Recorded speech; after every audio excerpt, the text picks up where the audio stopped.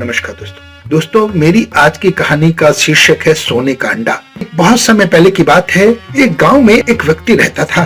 बचपन में ही उसके माता पिता गुजर गए थे। वो व्यक्ति खेत में काम कर कर बड़ी मुश्किल से अपना गुजारा करता था। कभी कभी रोटी नहीं होती थी तो वो मुर्गी के अंडे को खाकर ही सो जाता था।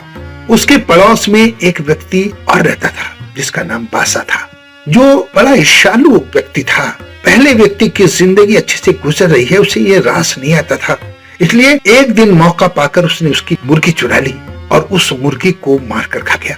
जब व्यक्ति घर आया तो उसने देखा कि घर के आसपास मुर्गी के पंख बिखरे पड़े हैं। उसने पड़ोस में पूछा कि मेरी मुर्गी देखी है क्या? तब उस बासा नाम के व्यक्ति ने कहा कि हाँ, बिल्ली पकड़ के ले गई, मैंने उसे देखा था, मुझे पता नहीं था आपकी मुर्गी है, शायद वो खा गई है। अब वो व्यक्ति दुखी होकर अपनी शिकायत लेकर न्याय अधिकारी के पास पहुंचा। न्याय अधिकारी ने उसकी सारी बात बड़े आराम से सुनी और उस व्यक्ति को अपने पास से एक बत्तख दे दी। वो व्यक्ति बत्तख लेकर खुशी खुशी घर आ गया और बत्तख को पालने लगा। कुछ दिनों में बत्तख भी अंडे देने लगी और उसका जैसे पहले जीवन चल रहा था वैसे ही चलने लगा। एक रात को बारिश हुई। एक महात्मा बासा नाम के व्यक्ति के घर पहुंचे। उन्होंने कहा कि मुझे रात को रहने की जगह चाहिए, बारिश बहुत पड़ रही है, मेरे पास कोई ठिकाना नहीं है। उस व्यक्ति ने उस महात्मा को मना कर दिया। दोस्तों, यहाँ मैं आपको बता दूं कि दया जीवन में बहुत बड़ा गुण है।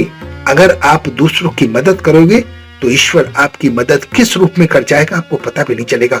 जब वो व्यक्ति उस मुर्गी वाले व्यक्ति के पास पहुंचा तो उन्होंने कहा हाँ आइए, और उसने उसे रहने की जगह दी और रात को खाना बनाकर खिलाया। सुबह जब वो महात्मा जाने लगे तो उन्होंने बत्तख के ऊपर हाथ फेरा और बत्तख उसी दिन से सोने का अंडा देने लगी।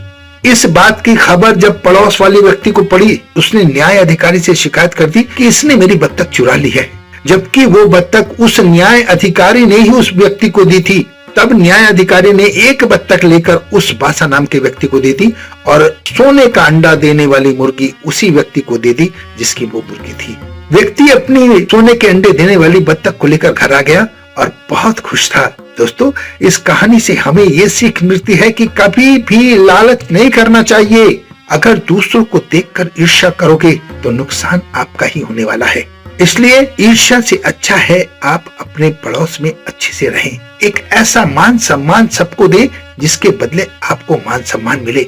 इस दुनिया में दो ही नियम हैं, ये तो देकर जाओ या छोड़कर जाओ। किसी को जो आप दोगे वही आपको मिलेगा। अगर आप किसी को स्नेह देंगे, प्रेम देंगे तो उसके बदले में आपको प्रेम ही मिलेगा। इस बात को जितना जल्दी आप अपने मन में बसा लेंगे आपके लिए उतना ही अच्छा है। आशा है आपको मेरी बात समझ में आ गई है। अपना बहुत ध्यान रखें, हंसते रहें, मुस्कुराते रहें, खुश रहें। धन्यवाद।